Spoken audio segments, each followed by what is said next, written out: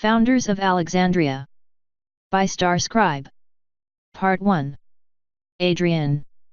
Chapter 1. Adrian hadn't had this much fun since the event. This said a great deal, since Adrian was a pony whose whole life was a never-ending search for adventure. He couldn't sit still for more than a few minutes before his hooves started to tap and his wings started twitching, and he knew he had to get out and do something. Behind the wheel of a huge truck, hauling a freakin' house behind him, Adrian could feel like he was doing something. Metal groaned every time he turned or hit a bump. Inside, possessions fell over and wood splintered, and the engine of his truck growled in almost animal protest. Of course, the fact he had a cute mare along for the ride didn't hurt, neither did the fact that Cloudy Skies was always naked. Adrian couldn't exactly say at what point over the last 3 months he had started noticing ponies the way he had noticed women. Pretty early, probably. When in Rome. But Adrian wasn't in Rome, he was in Paris. Paris, Illinois. Or, as they had voted to rename it, Alexandria. He was also the only pony in town besides Alex who really knew how to drive a semi, even converted for pony use. "I've never driven like this before." Cloudy Skies perched in the passenger's seat with her head out the open window. There was no padding there like had been put in place on the driver's seat, so she had to practically stand to reach the window, resting her hooves outside and watching the empty town pass by. Adrian had to keep his eyes on the road, so he couldn't actually watch her. It would have been distracting if he tried. Towing such an enormous weight was not an easy task, even if he didn't really take danger seriously. "That's 'cause you haven't rode with me before," he shouted over the wind and the thumping music and the roar of the engine. "It's always like this." She didn't respond for some time, tail swishing behind her like an excited dog. There were plenty of dogs in the world bigger than a fully grown pony, and lots of other animals besides. Not being human anymore did not make life easy. Still, she spoke eventually.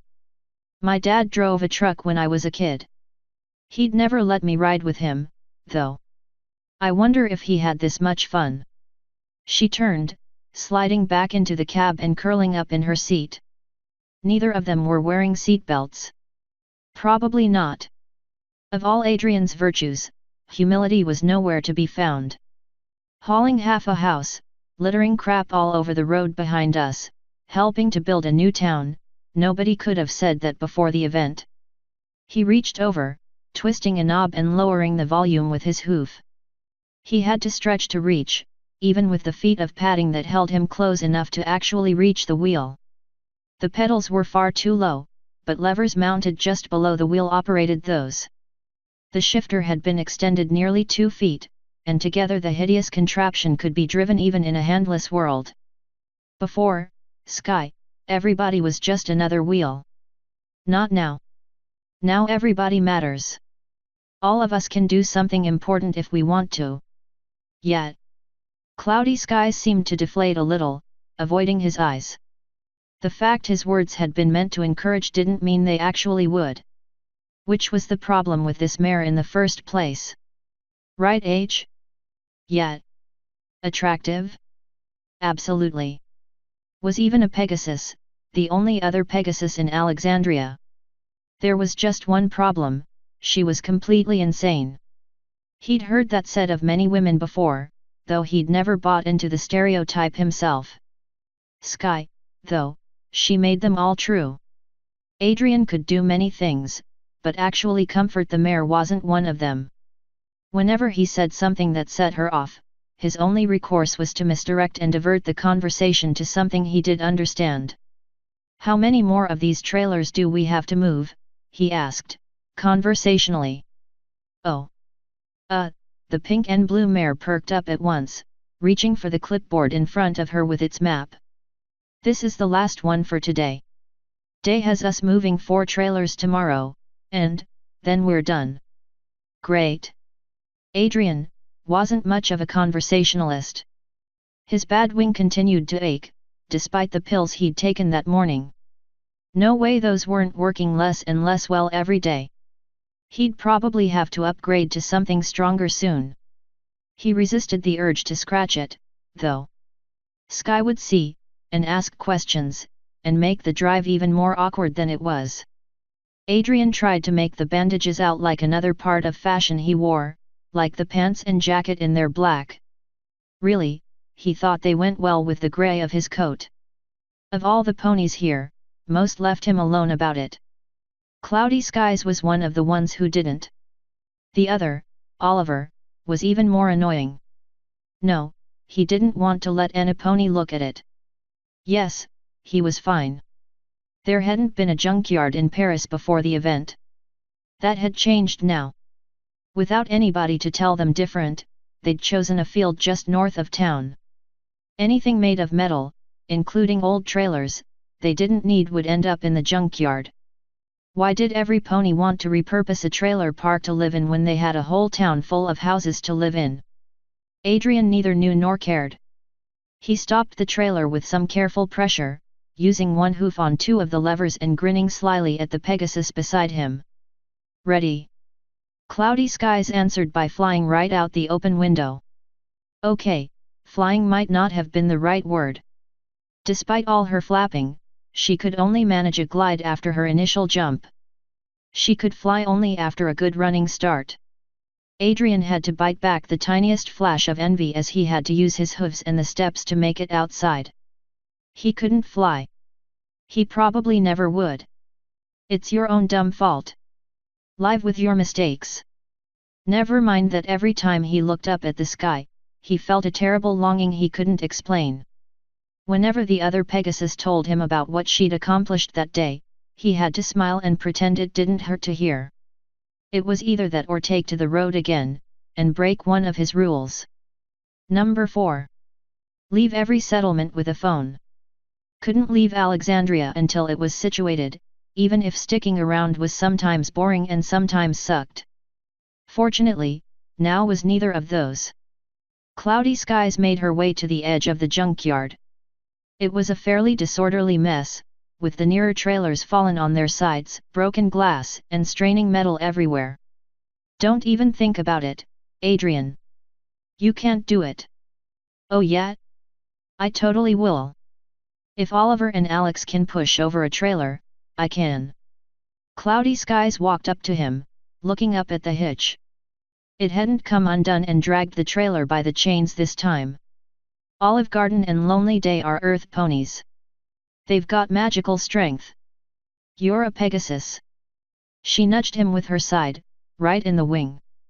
Thank God it was the good wing, or else he'd have to bite his tongue not to scream. You should go flying with me, not try to push over the junk. Junk it was, half a mobile home, divided in the middle. Junk was everywhere inside, from where it had been the moment every pony vanished. As everywhere else in the world, the people had vanished right in the middle of their lives. Food had been left half-eaten, beds had been left without occupants. The owners of this particular trailer hadn't treated it kindly, and opening it had released a fairly unpleasant smell. Or maybe that was the intensity of his new pony nose combined with 3 months of time for things to rot. Adrian didn't respond to what Sky had said. Instead he said, "Wanna help me with the hitch?" Sure. Life was harder for ponies, giving up hands had been far more difficult than giving up meat or losing half his height. Driving had taken days to figure out, but life continued to throw little roadblocks in his way. Even something as simple as lifting a trailer out of the hitch required dexterity difficult for hooves. The hitch rattled, and it would shake its way free of his grip unless he had a way of holding it still while he cranked it. 2 human hands would have been perfect for the task, but those were in very short supply these days. Without hands, Adrian could use his mouth on the crank. Fortunately, he had a friend. Everything was easier for ponies when friends were involved. Cloudy Skies held the trailer with 2 of her hooves, which freed Adrian to use his mouth to lower it down onto the ground. It hurt a little to put so much pressure on his teeth, but not as much as it would have if he had been human. Pony teeth were tough. Adrian pulled the truck forward, so it would be out of harm's way if any of his tipping techniques worked. Cloudy Skies fluttered up to another trailer they'd brought a few hours earlier, perching there as she watched. This one looks heavier than last time, she called. Not a chance. He ignored her, moving to the center and trying to get the best leverage he could. It shouldn't be that hard to push a trailer. It wasn't as though he had to move all its weight. Unfortunately, the laws of physics just weren't on his side, and neither was equestrian magic. Damn Pegasi probably weighed half as much as unicorns, despite being the same size. He just didn't have the mass, or the height. Maybe if he could have flown, and pushed from the top, no. Not even cloudy skies could hover like that, and she was much better than he was. Not the best flyer he'd seen, but definitely on the list. When he'd pushed hard enough to get himself panting and sweaty and reduced Sky to several fits of giggles, he eventually admitted he wasn't going to do anything but embarrass himself and shrugged. All right, Pony, you were right. I can't do it. You can stop laughing. She did, gathering herself up and leaping off the edge of the trailer. She spread her wings, gliding elegantly down to land beside him as though her body were made of clouds and not flesh. He could have been that graceful, if he hadn't been so stupid. Okay. You tried really hard. Even if you couldn't knock it over. She blushed and turned away, hopping back up into the truck. He followed with a sigh. Mares. You want me to drop you by the pasture? He asked, after hopping up into the seat and tugging the door shut behind him. He didn't bother with the seatbelt. Probably.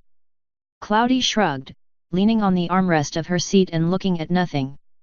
He didn't respond until after the engine was running and he was pulling out and away from the makeshift junkyard. It's on the way back, anyway. I know you like to spend time with the cows. Yet.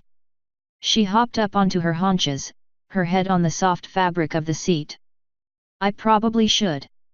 They get angsty if I'm not around more than once a day. He glanced sideways, raising his eyebrows. Cows feel angst. That got her animated. Oh, absolutely. I'm pretty sure they could already get grumpy before the event, but now, she rolled her eyes, leaning closer to Adrian as she spoke. You wouldn't believe how difficult they can be sometimes. The grass is too damp today, there's not enough shade, the water isn't fresh enough. I get that magic kills humans, but it made all the cows difficult. She shrugged. Helpful though. Much cleverer. They help me with the heavy lifting sometimes, as much as they can. She smiled. They aren't oxen, but they don't mind helping.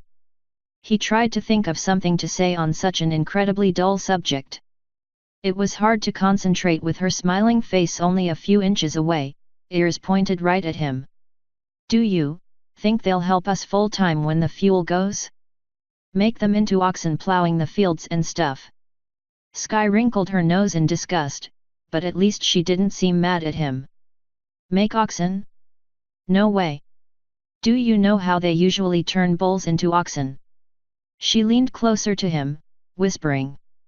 They cut the balls off. She shivered, and for once Adrian echoed the gesture. Oh. I didn't know that.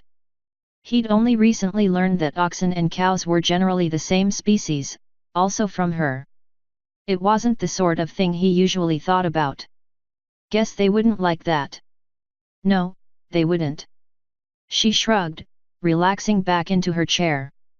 It doesn't really make sense to have the same roles for animals we had before.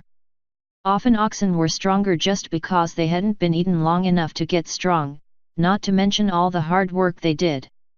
Plus, you had to train them. We wouldn't have to train the cows anymore, just get their cooperation. Cooperation, from an animal. It sounded ludicrous. But he didn't say that, because Sky really liked her cows. If she wanted to pretend that they'd become people, he wouldn't tell her not to. You think they'll want to keep living here? She turned, looking at him like he'd asked the most obvious question in the world. Well, duh. Course they will. Cows were bred to live with people. They've been doing it for thousands and thousands of years. You think they're gonna try and go on their own now that we're ponies? She shook her head vigorously. Course not. Actually, they like us much better now that we don't eat them. He pulled the truck alongside the pasture, which was really just a large field gone to grass with a very secure fence around it to keep out predators. Sky had built a pavilion and there was a little pond, but otherwise it was empty. As the truck got close, half a dozen or so cows that happened to be near the water all stopped what they were doing and watched. Their eyes did not look as dull as they should. Even though she'd since rolled up the window, he felt the need to whisper. They knew about that. She shrugged. It was something she did a lot. Dunno if they knew before. I told them, so they know now. It didn't seem right to try and work together with them without being honest. She hopped out, then looked up. You wanna come? I could introduce you to the herd. I know they're big, but they're actually really nice. Adrian thought about it a second, but not long. He had all of zero interest in the cows. If he was done with his work for the day, he really ought to get back to the satellite phone and see what messages he'd missed. On the other hand, Cloudy Skies was pretty, and she wanted him to be there. Not really a fair contest. Sure. I'd love to meet them.